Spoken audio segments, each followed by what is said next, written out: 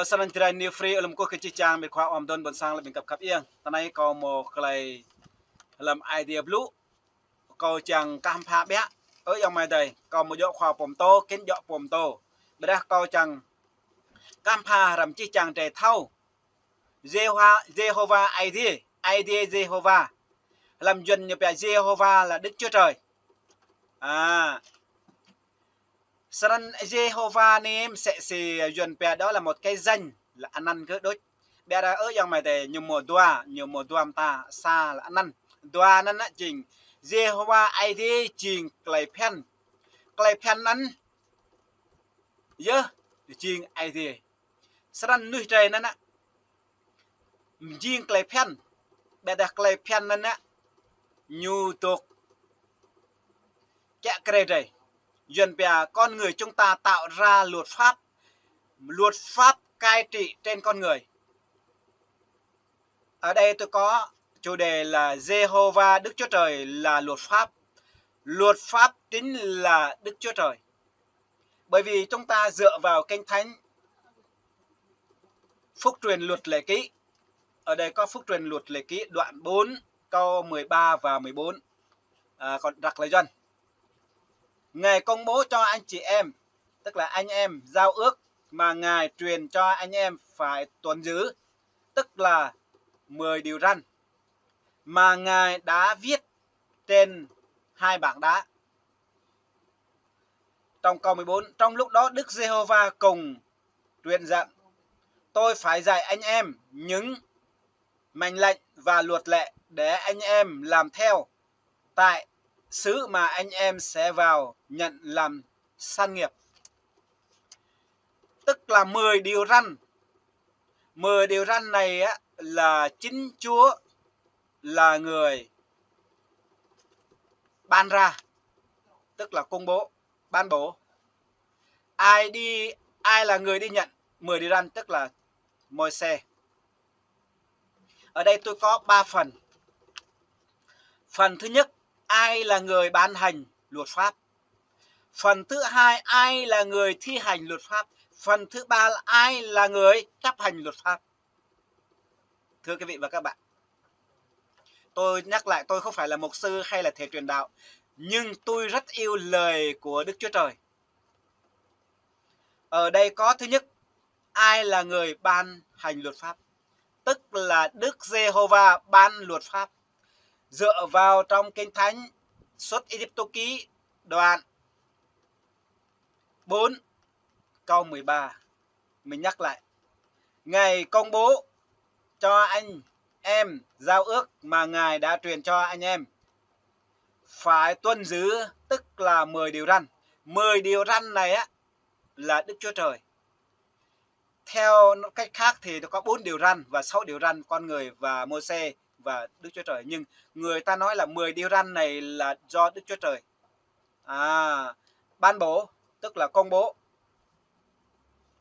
Thứ hai, ai là người thi hành luật pháp? Người thi hành luật pháp.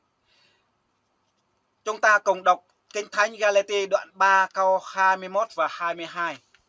Chúng ta sẽ nhận ra ai là người thi hành luật pháp. Thưa quý vị, ở đây mình lấy trong Galati đoạn 3 câu 21 và 22. Ở đây.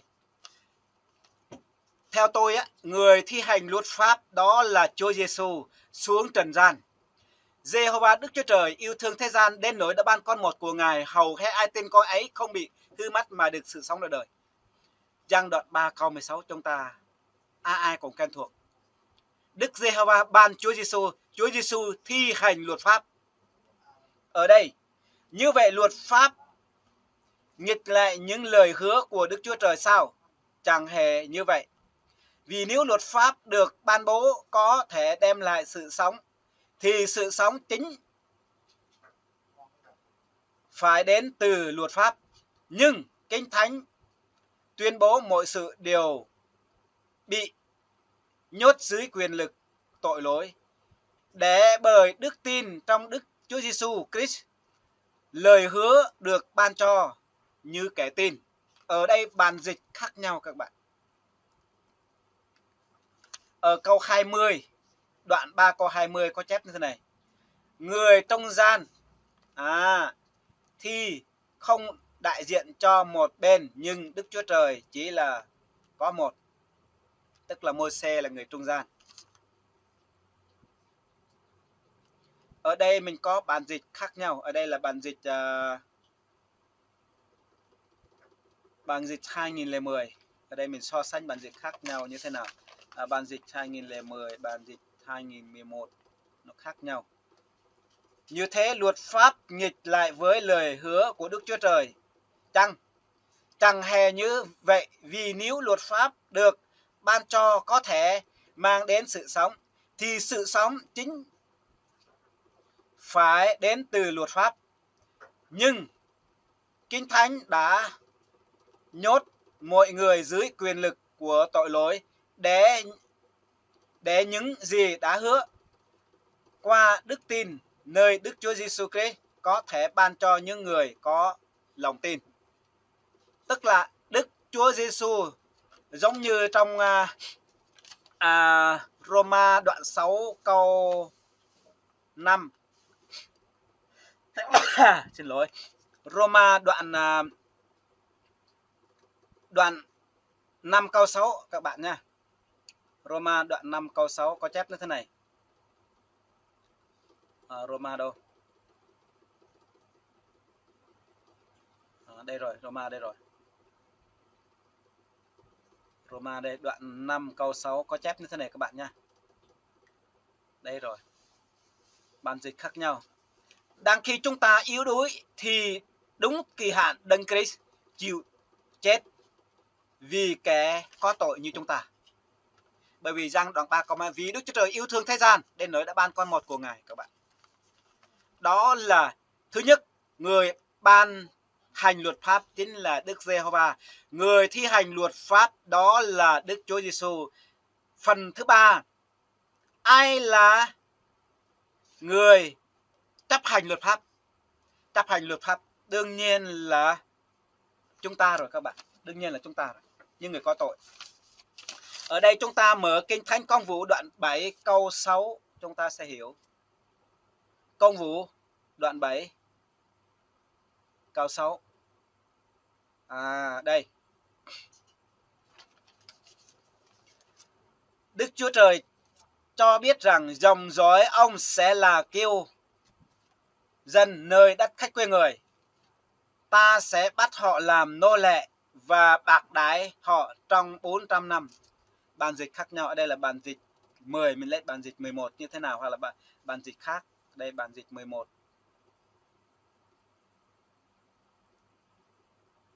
Bản dịch 11 câu 7. Đoạn 6 câu 7. Nhưng Đức Chúa Trời cũng đã phán ta sẽ đoán phạt dân đã bắt chúng làm nô lệ, rồi sau đó chúng sẽ ra đi và thờ phượng ta tại nơi này, nơi đây. Nơi này hay là nơi đây. Bản dịch khác nhau các bạn. Bản dịch khác nhau. Đoạn 7 câu 6 các bạn nhá. Đoạn 7 câu 6 ở đây. Đoạn 7 câu 6. Đức Chúa Trời đã phán với ông rằng, tức là ông dòng dõi ông sẽ kiêu ngụ nơi khách, tức là nơi đất khách quê người, rồi họ sẽ bị bắt làm nô lệ và bị ngược đãi trong 400 năm. Ở đây đóng vai trò rất là nhiều người nha. Cái thời đó là dân Israel làm nô lệ Ai Cập. Ai là người đi giải cứu? Tức là Môi-se. Môi-se là người đi giải cứu các bạn. Môi-se đóng vai trò là người thi hành luật pháp. Còn người chấp hành luật pháp chính là những người nằm ở dưới ách nô lệ, tức là người bị tội lỗi. Ở đây có chủ đề là Giê-hô-va Đức Chúa Trời là luật pháp. Luật pháp chính là Đức Chúa Trời các bạn. Nếu các bạn không tin lời tôi, nếu các bạn nói tôi là chia sẻ lời Chúa không đúng, tôi dám khẳng định Giê-hô-va Đức Chúa Trời là luật pháp. Luật pháp chính là Đức Chúa Trời, tức là khởi nguồn. Giống như con người chúng ta, các bạn, con người chúng ta tạo ra luật pháp. Đúng ra chúng ta phải làm chủ, phải cai trị luật pháp. Nhưng đằng này là luật pháp cai trị chúng ta. Có nghĩa là luật pháp cai trị chúng ta. Luật pháp ở trên chúng ta ở dưới luật pháp. Kể cả tổng thống hay là chủ tịch hay là thủ tướng đi nữa, nếu mà vi phạm luật pháp, họ có thể làm nô lệ cho luật pháp. Cho nên Giê-hô-va Đức Chúa Trời có chép trong Giô-suê đoạn 24 các bạn. Giô-suê, các bạn, tôi lấy cái Giô-suê nha bạn nha. Giô-suê đoạn 24 bắt đầu từ câu 20. Câu 20 các bạn nha. Câu 20 bản dịch khác nhau. Câu 20, câu 13, 14, 15 các bạn nha. Để tôi đọc xong cái này cái. Câu 20, câu 13, 13, 14, 15. Đâu rồi? Đây 15 đây. 14, 15 đây. 14 đây. 13 đây. Ở đây đọc bắt đầu từ 13 nha. Ta ban cho các con đất mà các con không phải để phá, nhưng thành mà các con không phải xây dựng, và các con đã ở đó, nhưng vườn nho và vườn ô liu các con không trồng mà lại được ăn. Đấy. Vậy bây giờ, câu 14, vậy bây giờ hãy kính sợ Đức Giê-hô-va và phụng sự Ngài một cách thanh tâm và trung tín, hay từ bỏ các thần mà tổ phụ anh em phục sự bên kia sông, cũng như tại Ai Cập, và chỉ phục sự Giê-hô-va Đức Chúa Trời. Câu 15 đến 2 các bạn nha. Nếu anh em chẳng thích phục sự Đức Giê-hô-va thì ngày nay hay chọn ai mà mình muốn phục sự, hoặc các thần mà tổ phụ anh em đã phục sự bên kia sông, hoặc các thần của dân Amorit trong xứ mà anh em ở. Nhưng tôi và gia đình tôi sẽ phục sự Đức Giê-hô-va. Đó là Giô-suê các bạn. Đây là chủ đề là chúng ta thấy là sang lập giao ước tại Sichem, tái xác lập. Cho nên là chúng ta phải hiểu Giê-hô-va Đức Chúa Trời chính là luật pháp. Luật pháp chính là Đức Giê-hô-va. Tôi nói một lần cuối nữa các bạn. Chính phủ Việt Nam, trong đó có 4 người. Người thứ nhất đó là Tổng Bí thư Nguyễn Phú Trọng. Thứ hai là Thủ tướng Phạm Minh Chính. Thứ ba là Chủ tịch nước Tô Lâm. Thứ tư là Chủ tịch Quốc hội Trần Thanh Mẫn. 4 người này ngồi chung một bàn kế hoạch thay đổi hay là bàn kế hoạch luật pháp. Sau đó họ giao cho bên giao thông các bạn. Người giao thông, công an giao thông là người thi hành luật pháp. Ai là người chấp hành luật pháp? Tức là người dân. Nếu người dân không đi đúng đường, công an giao thông có thể thổi, có thể phạt các bạn. Cho nên là Đức Chúa Trời, tại sao là Đức Chúa Trời không phải là luật pháp, khởi nguồn luật pháp? Đức Chúa Trời là khởi nguồn luật pháp. Đức Chúa Trời là luật pháp. Luật pháp chính là Đức Chúa Trời. Con người chúng ta tạo luật lệ ở thế gian này, tại sao là Đức Chúa Trời không tạo được luật lệ? Trong 10 điều răn chúng ta thấy, trong Phục truyền luật lệ ký đoạn 13, 14 chúng ta thấy. Cho nên là các bạn hiểu như vậy đi. Tôi cảm ơn, rất là cảm ơn anh chị em chúng ta lắng nghe buổi chia sẻ này. Tôi hy vọng anh chị em chúng ta nắm bắt cái chủ đề và nắm bắt cái cách tôi chia sẻ cho anh chị em chúng ta. Ở đây chủ đề là Jehovah, Đức Chúa Trời là luật pháp. Luật pháp chính là Đức Jehovah. Đó là chủ đề. Ở đây có 3 phần. Phần thứ nhất, ai là người thi hành luật pháp? Đó là Đức Jehovah. Bàn luật, tức là bàn 10 điều răn. Thứ hai, ai là người thi hành luật pháp? Tức là Chúa Giêsu xuống trần gian này thi hành luật pháp. Luật pháp đó như thế nào? Rất là nhiều luật pháp khác nhau. Luật pháp giao thông này, đường bộ này, luật pháp gọi là kinh tế này, nhất là nhiều luật pháp. Chúa Giêsu thi hành luật pháp, đó là rao giảng lời Chúa xuống trần gian này và chết trên cây thập tự giá. Người chấp hành luật pháp đó là những người chúng ta. Ai tin công ấy không bị hư mắt mà được sự sống đời đời. Có 3 phần.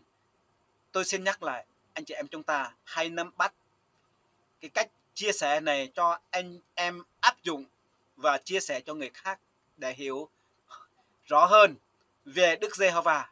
Đức Giê-hô-va đó là một cái danh. Đức Giê-hô-va có danh khác, có nghĩa là có ý khác là Giê-hô-va, Đức Chúa Trời là luật pháp. Luật pháp chính là Đức Giê-hô-va. Thưa các bạn, tôi xin hết. Tôi cảm ơn anh chị em rất nhiều.